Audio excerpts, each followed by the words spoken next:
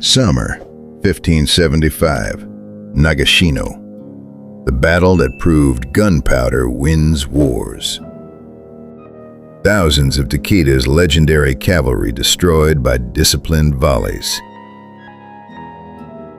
But hidden in mountain caves, a different kind of war was being prepared. Not with honor or glory, but with sulfur, saltpeter, and the cold mathematics of destruction. While samurai polished their ancestral swords, ninja alchemists ground black powder in secret laboratories, calculated wind patterns, and engineered devices that would make the bravest warriors flee in terror. Today we're unlocking the most dangerous chapter of the Bansenshukai, Ka-jutsu, the fire arts. This isn't about magical fireballs from anime. This is about medieval chemistry, so advanced it would make modern military strategists pause in respect. We'll decode the chemical principles documented in historical texts, examine the terrifying weapons they created, and analyze the real battles where ninja fire tactics changed the course of Japanese history. But here's your warning. What you're about to learn is so methodical, so scientifically precise, that you'll realize these weren't mystical powers. They were weapons of mass psychological destruction. Forget everything Hollywood taught you about ninjas. In the world of Ka-jutsu, the only rule is control the flame or become its fuel. Welcome to the shadows, where chemistry becomes warfare and fire becomes the ultimate ninja weapon. The Bansenshukai opens its fire chapter with a philosophy that would terrify modern military strategists. Fire is the only weapon that multiplies itself. A sword kills one enemy, an arrow kills one enemy. But a single spark, placed correctly by a ninja, can consume entire castles, destroy years of supplies, and scatter armies of thousands. To samurai, fire was a tool of chaos, uncontrolled, unpredictable, dishonorable. To ninja, it was a precision instrument requiring the same discipline as sword work. The manual categorizes fire into 3 tactical applications. Hoka, destructive fire for elimination. Choka, illumination fire for signaling. And Ika, intimidation fire for psychological warfare. The science of fear. Ninja understood that fire attacks the mind before it burns the body. A sudden explosion doesn't just destroy a gate, it creates panic that spreads faster than flames. But mastering fire required mastering its fundamental chemistry, and that brings us to the secret that would revolutionize Japanese warfare. While European armies were still mastering basic gunpowder, ninja clans were already twisting it into something darker. Specialized variants that remain secrets to this day. The Bansenshukai preserve formulas compiled across generations of accumulated knowledge. But here's the genius. Even when writing them down, the masters deliberately obscured the critical measurements. They used poetic metaphors, vague proportions, intentional contradictions. Why? Because they understood that this knowledge, in the wrong hands, was more dangerous than any enemy army. What we do know is this: they created variants for every dark purpose. Slow-burning compounds that crawled through the night like patient death. Flash powders that could steal sight and breath in a single burst. Thunder formulas that split the darkness with sound alone, making enemies believe the gods themselves had turned against them. The Shoninki speaks of apprentices who never survived their training, casualties of their own ambition to master fire. The knowledge that did survive was written not just in scrolls, but in scars. Each clan guarded their variants like blood secrets. Reveal a formula, face execution. The mathematics of destruction was too precious to share. So when we discuss these techniques today, we follow that same ancient wisdom, revealing the concepts, the terror they inspired, but never the precise details that could enable chaos. But having perfect gunpowder was useless without delivery systems, and the first weapon they created was essentially a medieval guided missile. Picture this. You're standing watch on a wooden castle wall when a whistling sound tears through the darkness. A projectile strikes the roof, erupting in flames that water cannot extinguish. This was the Hiya, the fire arrow. But the ninja version wasn't just cloth soaked in oil. It was a precision-engineered incendiary delivery system. Construction followed strict specifications, filled with specialized fire medicine that burned intensely even in rain. Sengoku-period military chronicles describe fire arrows used against supply wagons.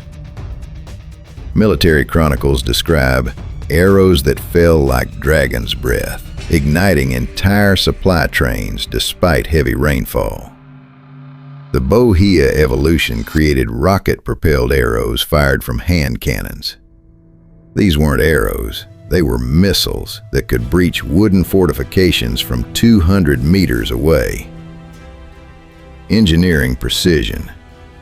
The fuse was calculated to ignite the main charge exactly upon impact. Once embedded in thatched roofs or wooden gates, the chemical mixture burned hot enough to melt iron reinforcements. The psychological impact was devastating. Medieval Japanese soldiers had never encountered explosive projectiles. The sound alone, described as the roar of thunder demons, shattered formations. But fire arrows announced your position the moment you launched them.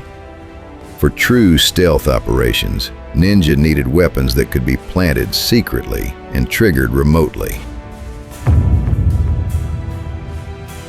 Meet the Horoku Hiya, ceramic hand grenades that terrorized Japanese battlefields centuries before European armies perfected similar weapons.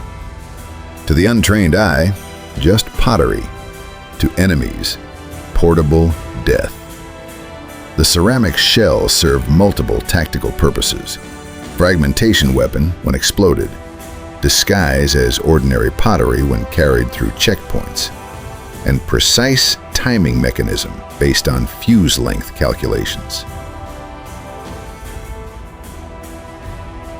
During the legendary Siege of Osaka, 1614 to 1615, defenders unleashed Horoku Hiya with devastating effect. Contemporary accounts describe thunder pots that burst among attackers, sending iron fragments through armor like paper. Timing science. Fuses made from hemp rope soaked in saltpeter burned at predictable rates. Ninja could time explosions to the second based on rope thickness and length measurements. Advanced variants included cluster bombs, larger containers holding multiple smaller charges that scattered before exploding, creating wider kill zones. The Poison Protocol. The darkest chapters of the Bansenshukai speak of adding harmful medicines to the mixture, transforming explosions into chemical weapon attacks that released toxic clouds. Production was so hazardous that ninja clans designated specific individuals as fire makers who lived in isolated workshops. Their average life expectancy was notoriously short. But ceramic grenades required dangerous proximity to enemies. When ninja needed to attack from extreme range while remaining completely undetected, they developed something far more sinister: The Jiraiya represents perhaps the most sophisticated ninja fire weapon. Remote-triggered or time-delayed incendiary devices that could destroy targets hours after the ninja had vanished. The concept was brilliantly simple, yet required extraordinary precision. Containers of flammable material with slow-burning fuses or chemical delay mechanisms hidden strategically to ignite at predetermined times. Timing mechanisms. The Bansenshukai describes 3 delay systems. Rope fuses for precise short delays, minutes to hours. Incense sticks for longer delays, hours to days. And moisture-activated chemical compounds for weather-dependent triggers. Container design varied by mission. Bamboo tubes for wall concealment, ceramic pots for burial, hollowed logs for placement near wooden structures, animal bladders for waterproof river deployment. Chemical delay innovation. Certain compounds would slowly oxidize when exposed to air, generating heat that eventually reached ignition temperature, creating truly self-igniting devices requiring no external trigger. The psychological warfare was devastating. Lords never knew if their own castles contained hidden fire traps. Paranoia spread through the ruling class. Every strange smell became a potential threat. But time-delayed weapons required extensive preparation and inside access. For immediate tactical needs during active combat, ninja developed portable weapons that could blind and disorient enemies instantly. Centuries before modern military stun grenades, ninja created the Torinoko, literally, bird's egg, a chemical flashbang that could neutralize enemies through sensory overload. Construction used natural eggshells as biodegradable casings, filled with a chemical agent, sealed with wax, creating a weapon that appeared completely innocent. Documented effectiveness. The Bansenshukai states, when thrown against stone, the Torinoko produces light equal to lightning and sound equal to thunder.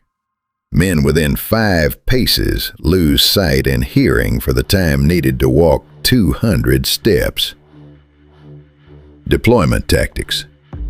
Multiple applications included direct throwing during close combat, rolling into rooms before entry, dropping from above onto pursuers, or planting on paths as pressure-activated traps. The beauty was its complete disposability. Unlike metal weapons requiring recovery, eggshells left no evidence except fragments resembling natural debris. But flashbangs only provided momentary advantage. For sustained battlefield control and area denial, ninja developed smoke weapons that could transform entire landscapes. If this deep dive into medieval chemical warfare is completely changing how you think about ninja capabilities and historical innovation, hit that like button, subscribe, and turn on notifications to support us. And if you want deeper study of real historical text behind these techniques, check the ninja books in our description and comments. Worth every page. The Kemori Dama was the ninja's ultimate escape tool, a chemical smoke generator that could produce dense, persistent clouds engineered for specific tactical effects. Unlike simple smoke from burning materials, ninja formulas were designed for visual obscuration, respiratory irritation, and extended hang time in air. Chemical variants. The Bansenshukai documents multiple smoke types: Shiro Kemuri, white smoke, for pure visual cover; Kuro Kemuri, black smoke, depositing choking soot particles; Doku Kemuri, poison smoke, causing nausea and disorientation. Composition science. Formulas combine for dense white fumes, for thick black smoke, to sustain burning, and plant extracts for irritant effects, with ratios determining smoke color, density, and duration. Shoninki dedicates sections to meteorology. Observe falling leaves, grass movement, cooking fire smoke. Deploy Kemuri Dama upwind so smoke flows toward enemies while you escape downwind. Duration control was achieved through fuel mixture and container size. Small pouches created 30 to 60 seconds for quick escapes. Large pots generated 5 to 10 minutes of dense smoke for team evacuations. But smoke weapons were primarily defensive. When ninja needed to send messages of pure psychological terror across vast distances, they turned to the most sophisticated communication system.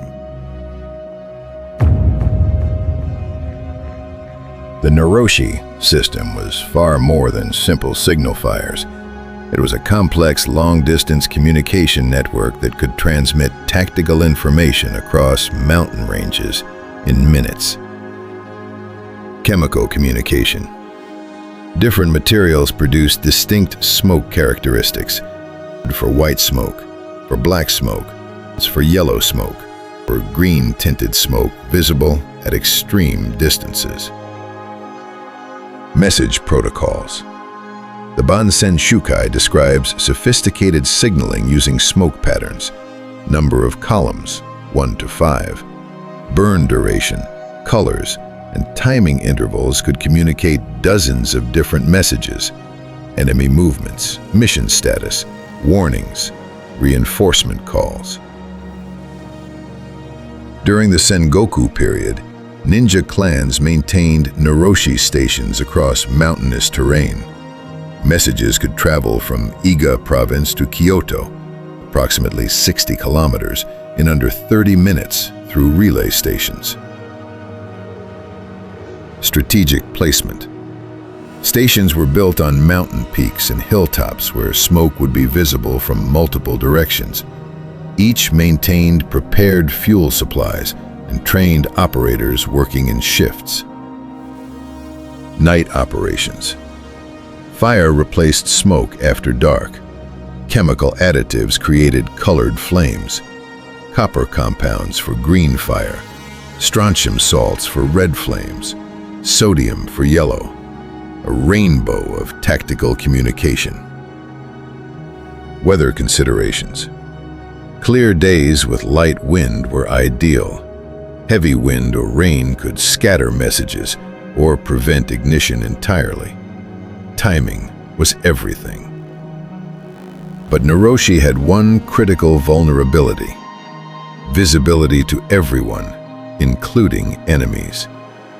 The next evolution required fire that could burn hidden underground, emerging only when needed. The Jibaku represents the pinnacle of ninja fire engineering. Underground fire channels that could deliver flames to targets through completely hidden pathways. Construction methodology. Shallow tunnels 30 to 50 centimeters deep followed natural terrain features like dry stream beds to minimize surface disturbance while remaining hidden from casual observation. Fuel distribution. Bamboo tubes filled with gunpowder served as underground fuses, carrying fire through hidden channels, connecting to larger chambers of oil-soaked materials at target locations. Historical siege application. During castle sieges, ninja engineers tunneled under wooden gates or walls, planted combustible materials, then ignited from outside defensive perimeters, creating fires that appeared to spawn spontaneously within fortresses. Psychological terror. Defenders couldn't comprehend fires starting in unreachable locations. Rumors of earth demons and cursed ground destroyed morale more effectively than direct attacks. Timing coordination. The Bansenshukai describes using jibaku with other attacks. When enemies gather to fight earth fires, strike from above. When they defend above, the earth opens beneath them. Advanced techniques created networks with multiple ignition points, allowing operators to trigger sequential or simultaneous fires across wide areas, transforming entire battlefield sections into flame zones.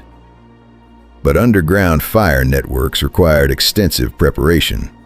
When ninja needed immediate psychological impact through visual messages, they developed the art of writing with flames.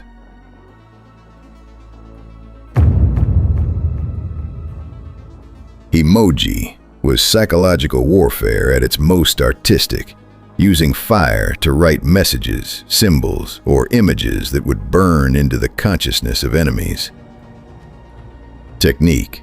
Flammable materials arranged in specific patterns, characters, symbols, images, that would ignite in sequence to create burning messages visible across great distances. Chemical artistry. Different materials burned at varying rates and colors. By layering fast-burning and slow-burning compounds, ninja fire artists could create messages that appeared to write themselves as flames progressed. Omen creation. The Bansenshukai describes creating fire omens, symbols of bad luck, death, or divine punishment to demoralize enemies. Burning skulls, demon faces, or doom predictions could shatter morale without combat casualties. Scale variations. Small messages on wooden boards for close-range operations, large installations using arranged brush and oil-soaked materials for symbols visible from kilometers away. Combined operations. Advanced practitioners merged Himoji with Noroshi techniques, creating burning messages that functioned as signal fires, communicating to allies while terrorizing enemies simultaneously. Yet all these offensive fire techniques required one critical defensive skill: the ability to fight fire itself when enemies used identical tactics.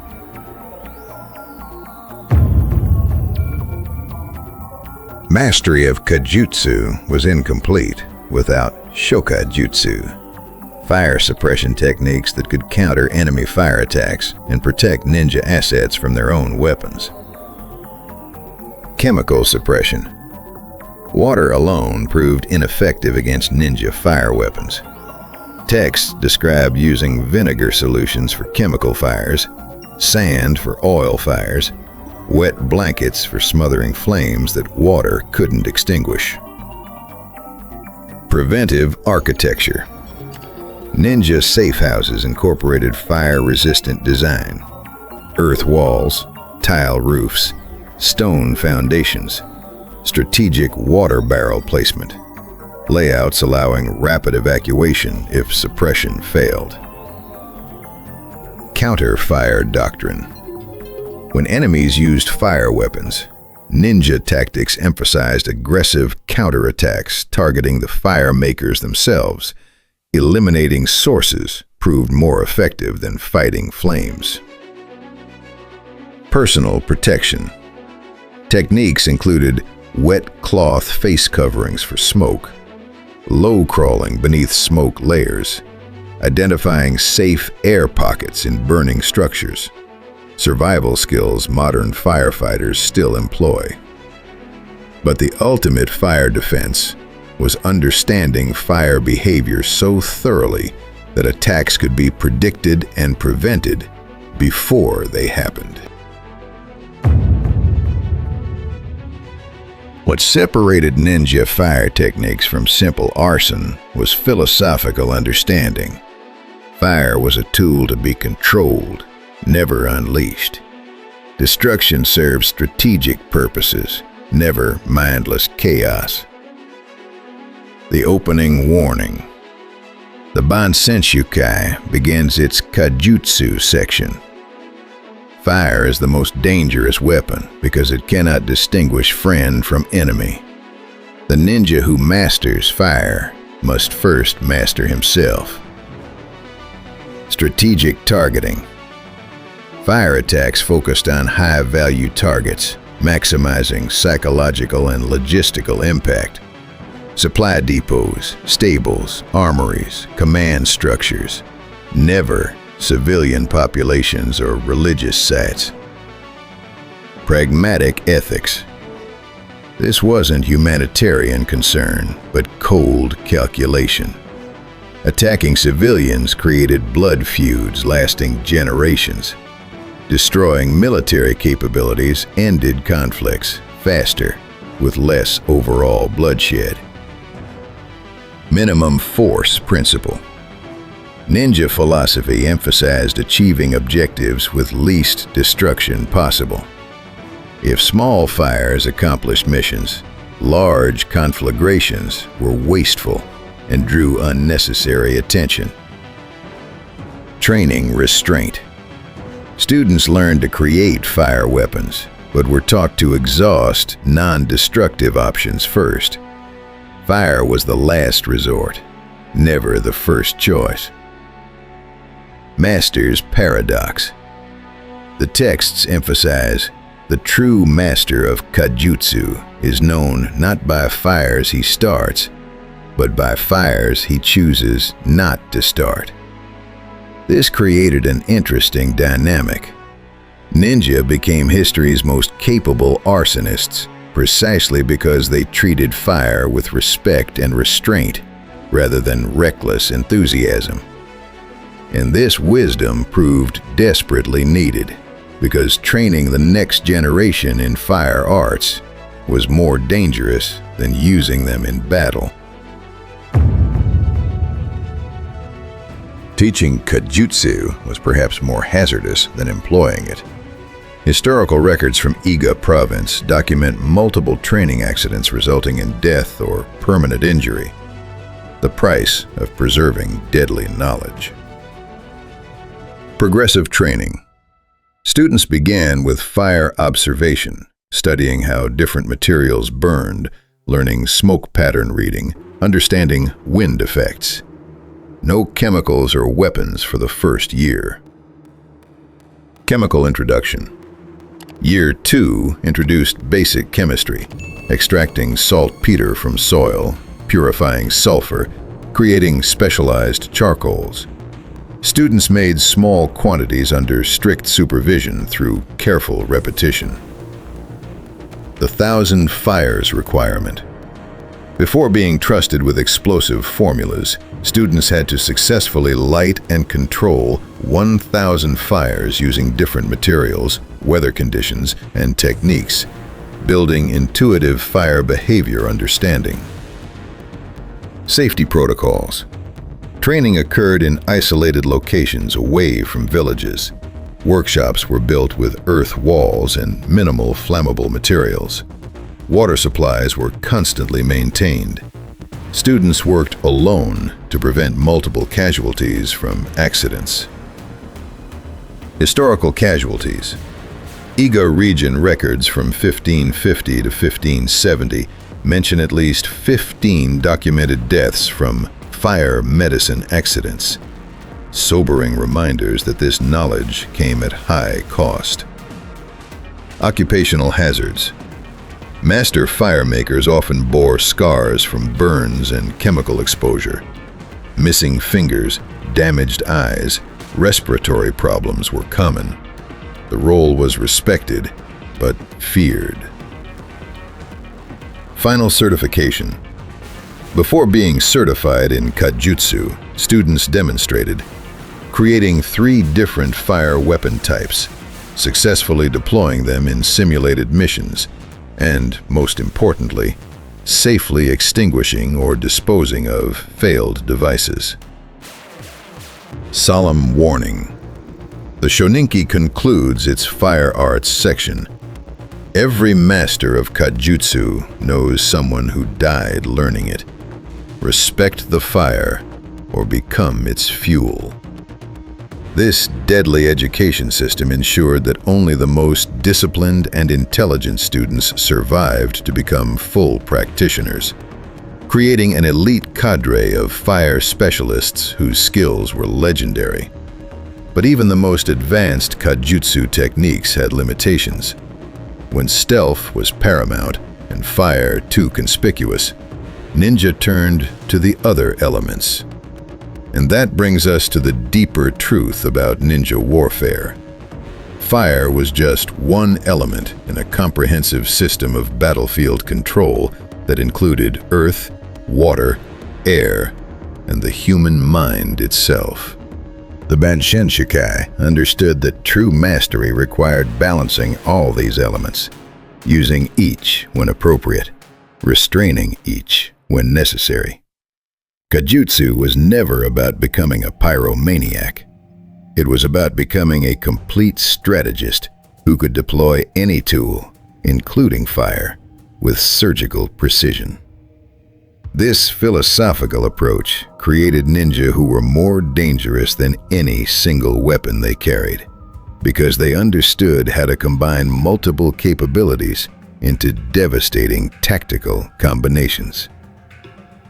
The ultimate lesson. Fire, like all ninja arts, was most powerful when used sparingly, precisely, and always in service of a larger strategic objective. And with that understanding, we begin to see why ninja remained so effective for centuries. They never fell in love with any single technique, but mastered them all. The fire arts of Ka-jutsu were just one movement in a larger symphony of warfare that would reshape Japanese history. The elements were just the beginning. The real weapon was the mind that wielded them all. This was Ka-jutsu, the fire chapter of the Bansenshukai, the flame that lit the way to victory through the darkness of war. We've just explored the most dangerous chapter of the Bansenshukai, Ka-jutsu, the fire arts that transformed ninja from warriors into medieval chemical engineers who could turn the elements themselves into precision weapons. From explosive Horoku Hiya to time-delayed Jiraiya, from blinding Torinoko to suffocating Kemuri Dama, each technique represented cutting-edge warfare technology centuries before modern military science. But the deeper lesson transcends mere chemistry. Ninja didn't view fire as a tool of mindless destruction. They understood it as a force requiring respect, control, and surgical application for strategic purposes. The philosophical restraint embedded in Ka-jutsu training, the emphasis on minimum necessary force, the respect for fire's power, the focus on strategic rather than chaotic destruction, reveals ninja as far more sophisticated than Hollywood's mindless assassins. These techniques teach us that true mastery isn't about unleashing maximum destruction. It's about understanding when destruction serves strategy and when restraint serves better. The fire arts of Ka-jutsu prove that ninja were centuries ahead of their time, developing concepts we now call asymmetric warfare, psychological operations, and systems disruption, all through the controlled application of chemistry and physics. Which aspect of Ka-jutsu impressed you most? The underground fire channels, the chemical communication systems, or the philosophical restraint that made these weapons truly effective? Let me know in the comments. If you appreciate content that reveals the real science and philosophy behind historical legends, like this video, subscribe to the channel, and share it with someone who thinks ninja just threw stars and hid in shadows. Until then, remember, in the hands of the ignorant, fire destroys everything. In the hands of the master, fire creates exactly the result intended. That's the difference between arson and art, and the true legacy of Ka-jutsu.